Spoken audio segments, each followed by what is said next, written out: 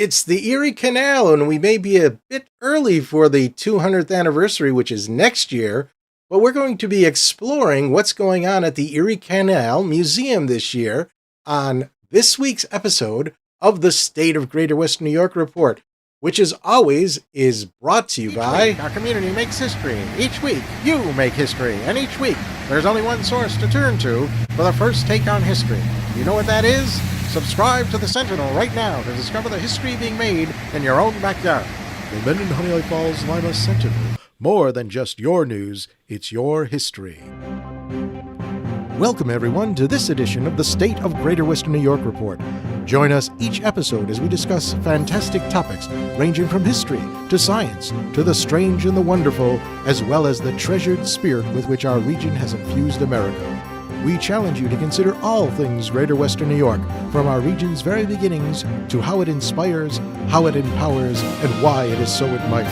Here's the host of the State of Greater Western New York Report, Chris Carosa. Hey there, and welcome to this week's edition of the State of Western New York Report. I am Chris Carosa, and with us today is Derrick Pratt. He is the Director of Education and Programming for the Erie Canal Museum. Derrick, welcome. Tell us a little bit about yourself. How did you end up in the position that you're at?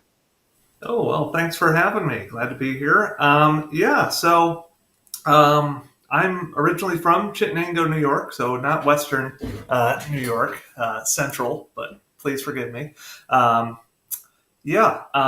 Originally went to be a social studies teacher, but ended up volunteering at my local canal museum and just fell in love with the canal.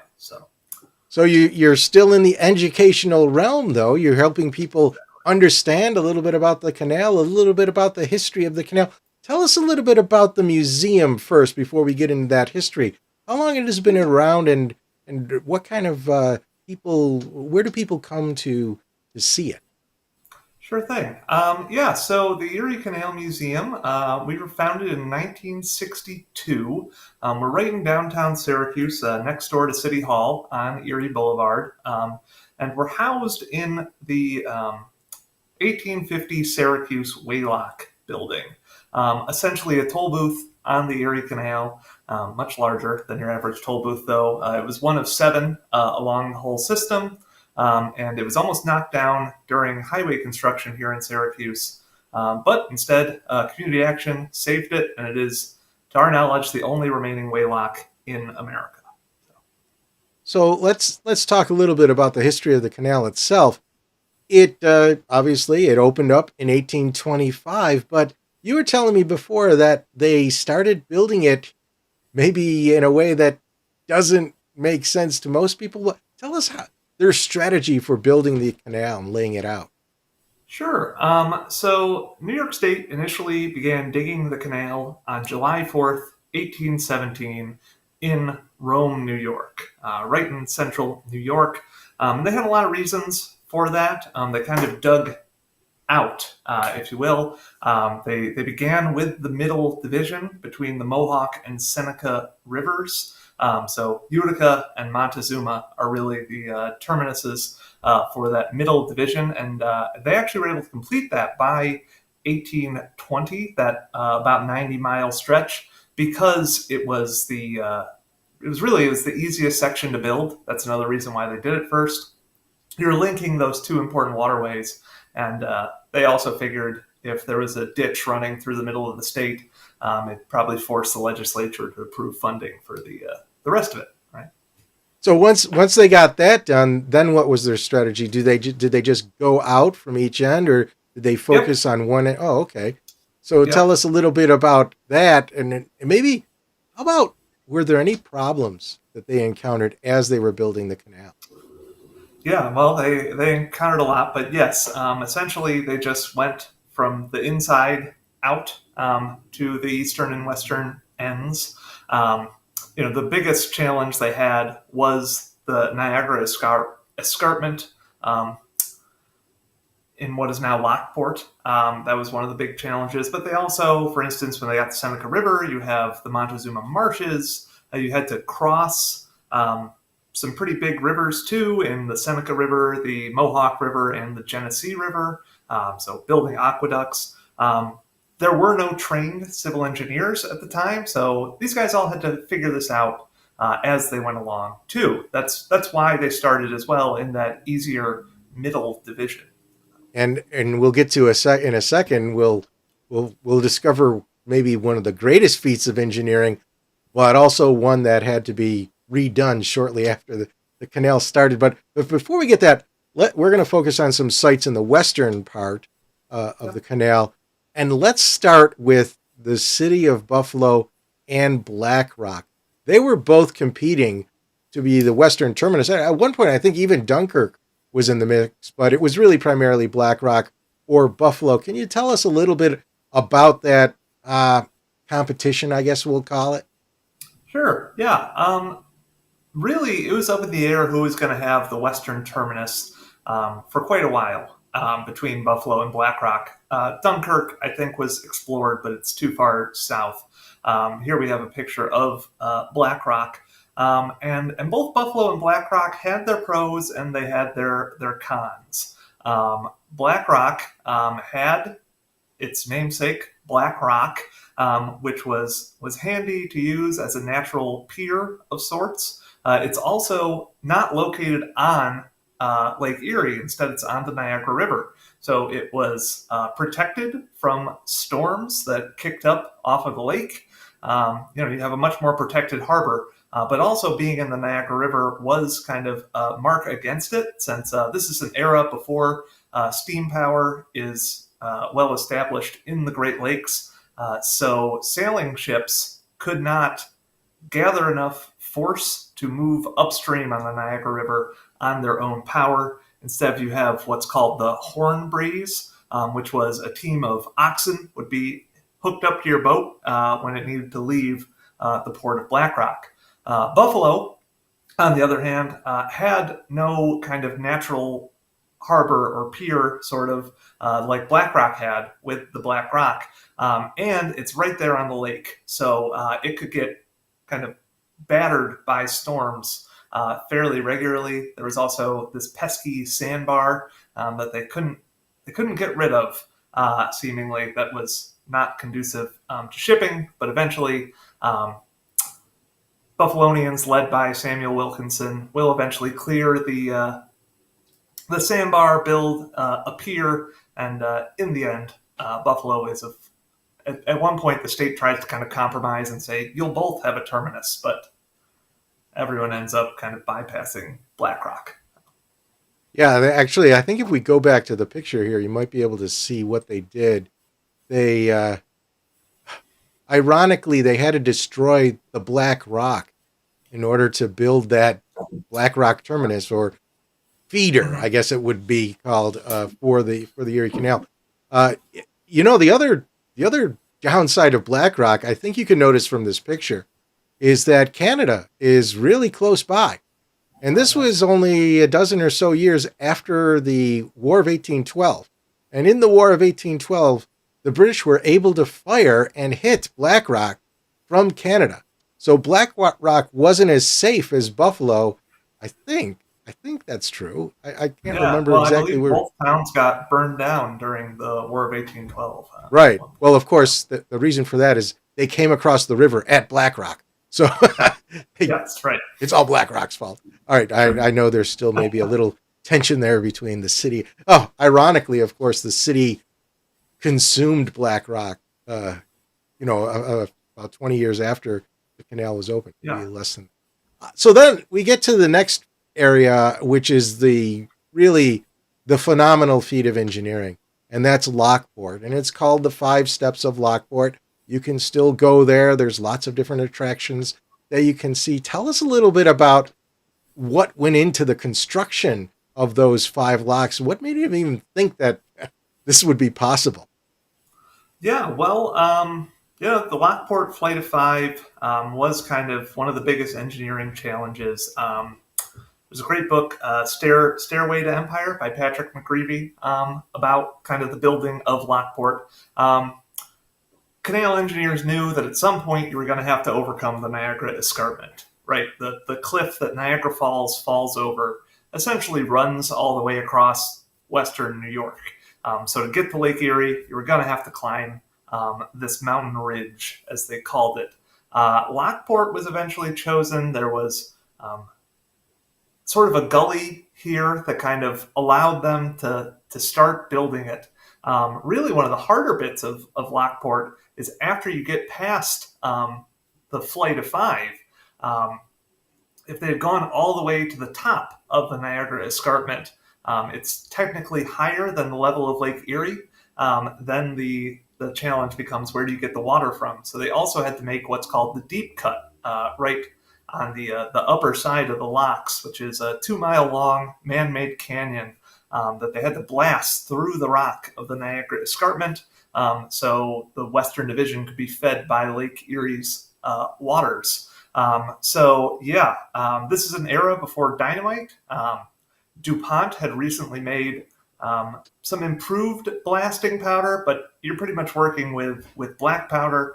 You go up, you run up to it, and then run as fast as you can, kind of, and hope you don't get blown up by the rocks.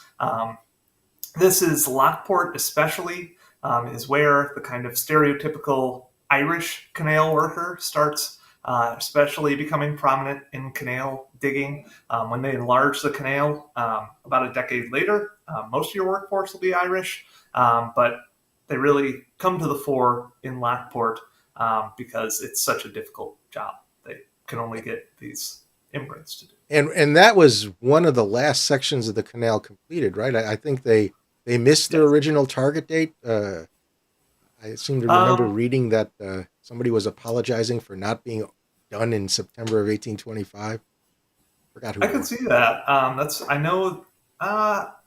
The Lockport locks are the last bit of the canal to be completed, really, because they are such a difficult engineering task.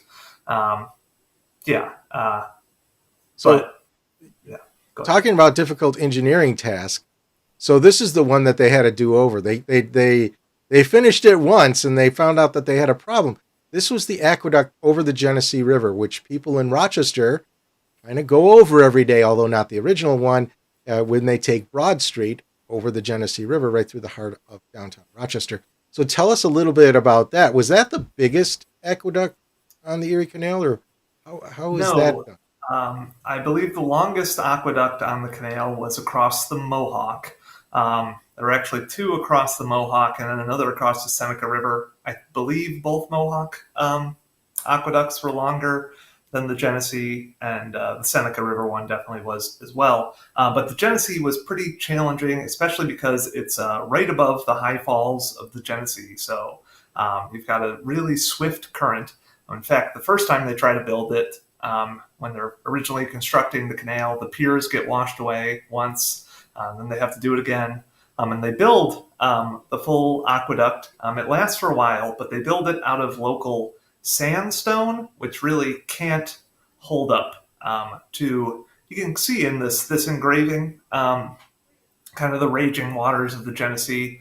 So when the expansion of the canal was authorized in 1836, really one of the first things they're going to replace is the Genessee River aqueduct, since it's already starting to kind of crumble a bit because of the stone they used. Instead, they will use much more sturdy limestone to build the new aqueduct. And, that repair job certainly has worked, since you still get to take Broad Street over the canal today.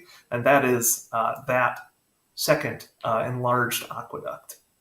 So was the original aqueduct in a different location than the current one, or did they build it over the same place? I believe it was slightly to the north of the present.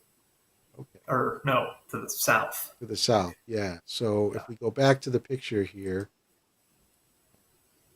so it's south, it would be like to the left of the tree if it's south. I think that's, yeah, this is looking west. Yes. Yeah, so it's kind of interesting. Yeah. All right. They are close to each other. And you can also see the other weird feature of the Genessee aqueduct, which is that odd, almost 90-degree turn to get onto it, which was many canalers were apparently quite annoyed by that feature. But Did they change it when they rebuilt it? no, that aqueduct also takes a pretty sharp turn to get onto. I have wondered for years what made canal engineers why they couldn't make it a bit straighter, but that's why I'm a historian, not an engineer. So Yeah. All right. Well, let's take a break and go to a commercial. When we come back, we're going to be talking about what's happening this summer at the Erie Canal Museum. You can go see it. You can have fun there, and Derrick will tell us all about it. But first, a message from our sponsor. Through the mists of time, nature and man have both created and buried treasures beyond the imagination. With the ages, these riches slowly dissolve into mere myths until they are forever forgotten. But there are those brave souls who tirelessly cling to the truth, ever seeking to discover the undiscovered, to reveal what has always been there, to uncover the hidden gems of a land thought forsaken but loved by millions.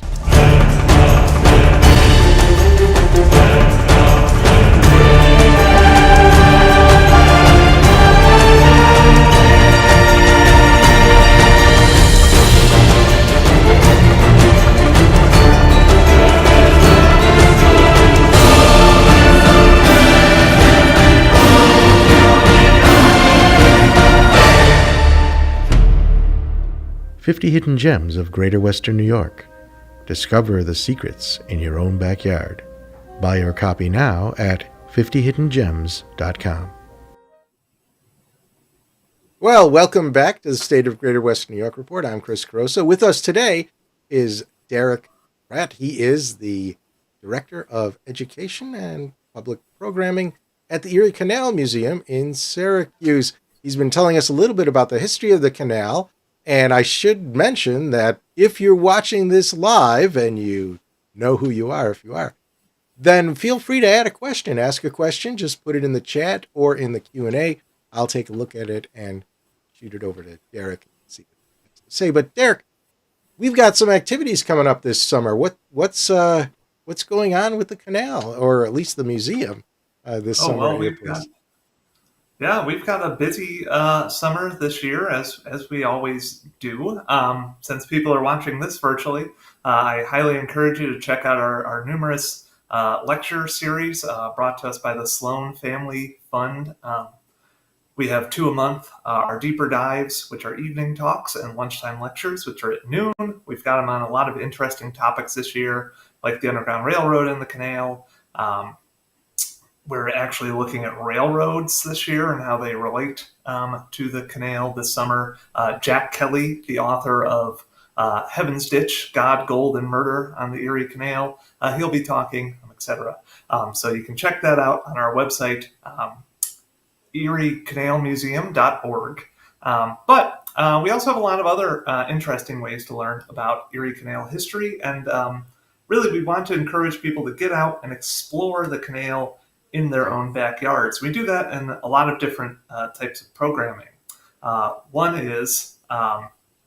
will take you all along the route of the canal, which is our Beers, Bikes, and Barges cycling tours. Yes. So these tours, they happen every Thursday. Our first one is June 20th in Macedon, and they go to different canal towns. We partner with other local historic societies and offer about an hour to hour and a half long bike ride along the canal. The great thing about these bike rides is the canal is nice and flat, so you can be a cyclist of pretty much any kind of level of proficiency and enjoy the rides. We stop at different historic sites in the towns, learn more about them, how they relate to the canal, and then it ends at a local brewery or watering hole, and we get to support a lot of great local businesses. Everyone who registers for a ticket gets a drink included in the price of their ticket. Yeah, and you get to hang out with your fellow bike riders along the way. So we have a pretty full schedule through September. So it's a fun time, and I believe we have the schedule too. Yes, we do. There it is. Yeah, so you can see we are in every kind of corner of New York, or at least the canal corridor. You can even see several of the things I talked about at the top of the show, like Lockport, the Genessee River aqueduct. Um, so it's a fun time and a fun way to learn about the canal. But also, let's say you don't ride a bike. We also have tours for you that allow you to get out on the canal. Our walking tours of downtown Syracuse.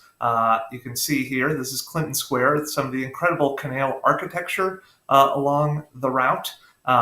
They're they're about a half mile long, most of our walking tours. And we have 4 different walking tours covering different topics of canal history. We have one on general canal history and the architecture of the canal in Syracuse. Then we have one on the history of abolition and the Underground Railroad along the Erie Canal, pathway of resistance. We are also unveiling this year a new walking tour looking at the women's rights movement and its history. So here we have a photo of me in front of the Jerry Rescue Monument. This was a major moment, 1851, when William Jerry Henry was rescued by abolitionists. He had been arrested under the Fugitive Slave Act and got to Canada. It was a huge moment in the history of abolitionism and Syracuse. So we've got a lot of abolitionist history in Syracuse as well as women's rights. For instance, right where I'm sitting, right across the street, the 3rd ever Women's Rights Convention was held. So there's a ton to talk about on these tours, and you'll learn a lot about the history of the canal. We also have one in Baldwinsville as well. You know what amazes me about the canal is it is intertwined in so much New York State and, as you mentioned, national history. It's so amazing that these things happen together. And I don't know if it's because I'm from New York State or what, but it seems like it's hard to imagine that there are equivalent things going on in other states. I mean, I realized at that time, New York State is the Empire State. It's the growing state. It's connecting the Great Lakes in the Midwest to the Atlantic seaboard. That's what the canal did. Is there anything comparable to this coincidence of historical events? Are you aware of anything else in other states or something that might come close to it? What we often compare the canal to here at the museum is the internet and the advent of it. Just think about how in the last 20 years, the internet has pretty much transformed every aspect of our lives. Similarly, that was the information superhighway. The Erie Canal was itself kind of a superhighway of its day. You have these incredible economic changes, but they are also forcing and driving these gigantic societal changes. I talked about women's rights and abolition, but you've also got things like Mormonism springing up on the banks of the canal. Various political movements form, the anti-Masonic Party, for instance, out in Rochester, etc. It's the canal creating this crazy milieu, and everyone's trying to figure out how to deal with this new world that it's creating. And it really helped populate the western portion of New York. If you look at the population figures in places like Rochester and Buffalo prior to the canal, they were smaller than Geneva and Canandaigua. Geneva was the biggest population, but very quickly population surged. And you know which city really grew fastest first? It wasn't Buffalo. It was Rochester.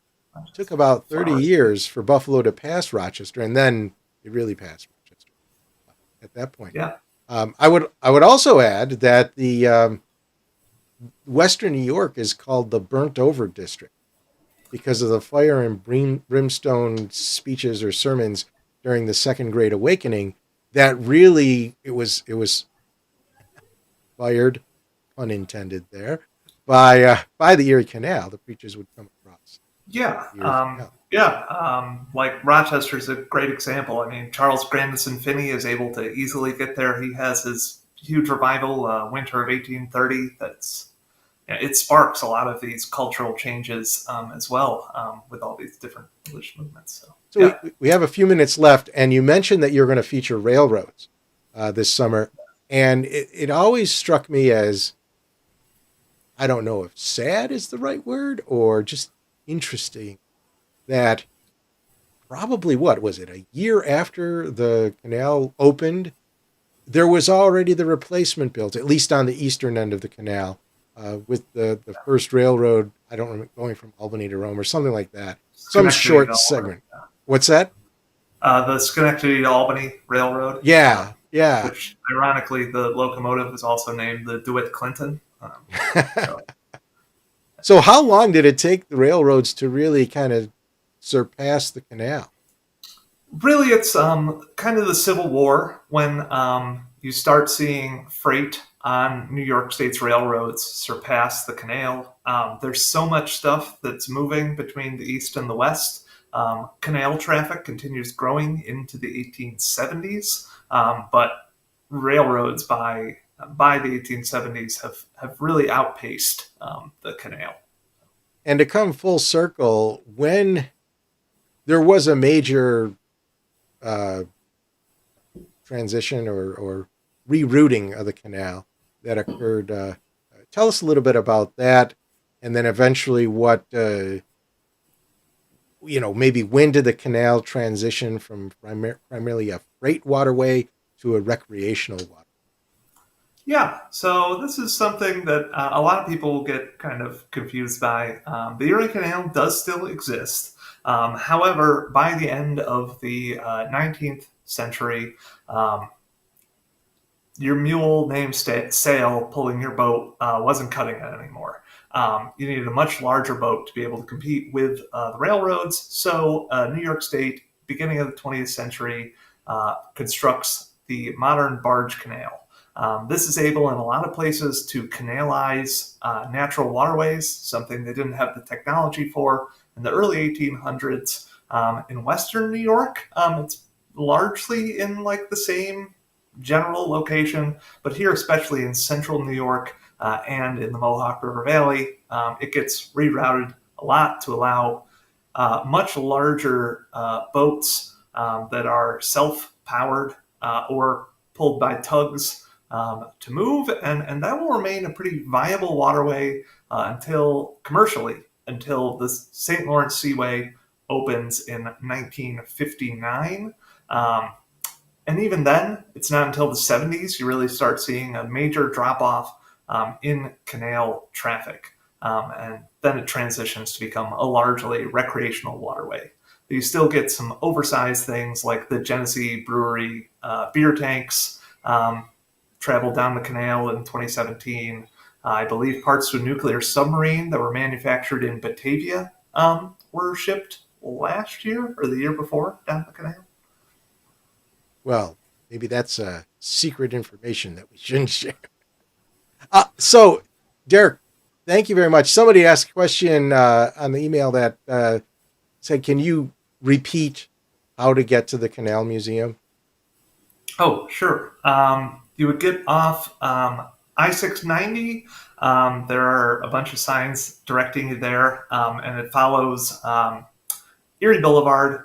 We have a parking lot right across the street as well. So, All right. Well, thank you very much for being here today. Thank everybody for listening to today's show. And don't forget, if you like to ask questions of our guests, then you have to be a member of the live audience, the one that is present when we are actually broadcasting this live. To go there, you'll want to go to stateof.greaterwesternnewyork.com and sign up. It's free. And every Thursday morning, you will get the super secret, speaking of secrets, link to the studio audience format or, platform and you could watch this live, ask any sort of questions that you want. Now, I realize a lot of people can't watch it live because they're working. This is Thursdays at noon. A lot of people work.